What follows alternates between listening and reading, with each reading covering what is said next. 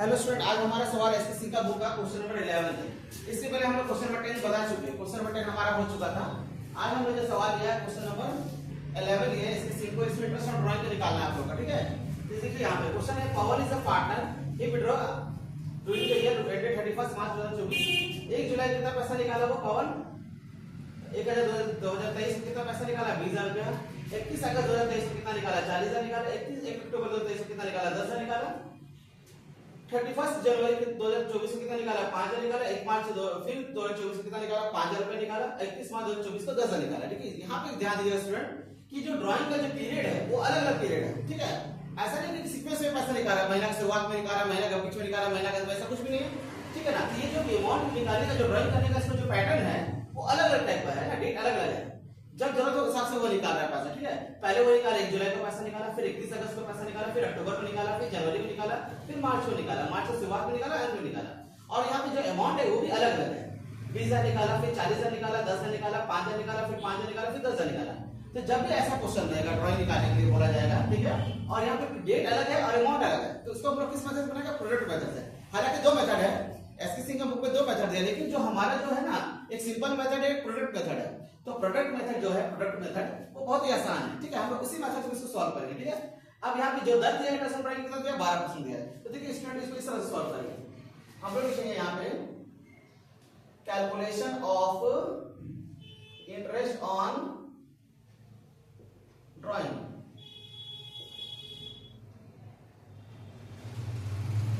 ठीक है, as on 31 March 2024, ठीक है। इसका सबसे पहले हम लोग लिखेंगे डेट। इसका आंसर क्या होगा, सबसे पहले डेट होगा, ठीक है। फिर हम लोग अमाउंट लिखेंगे, फिर पीरियड इन मंथ्स लिखेंगे हम लोग, और देन इसका प्रोडक्ट निकालेंगे, ठीक है। तो सबसे पहले हम लोग डेट आ जाते हैं।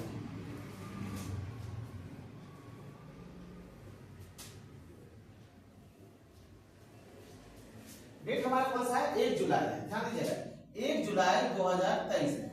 फिर डेट हमारा 31 अगस्त 2023 है। फिर हमारा 1 अक्टूबर 2023 है। फिर 31 जनवरी 2024 है।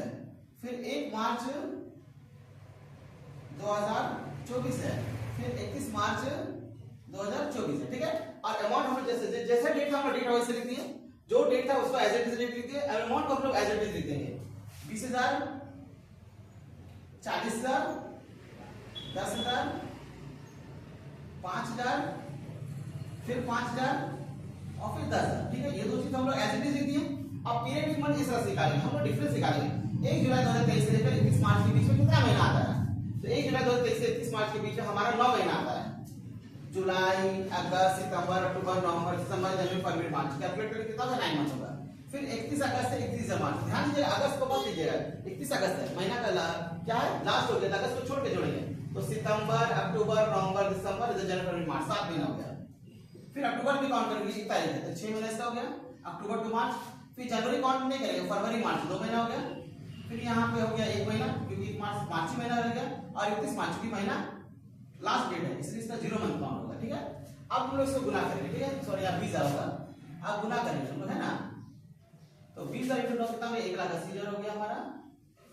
इसका 2,80,000 हो गया हमारा, 60,000 हो गया। फिर हमारा हो गया 10,000, फिर 5,000 हो गया। गुना कर दे रहे हैं हम लोग, इसका 0 हो जाएगा, ध्यान दीजिएगा।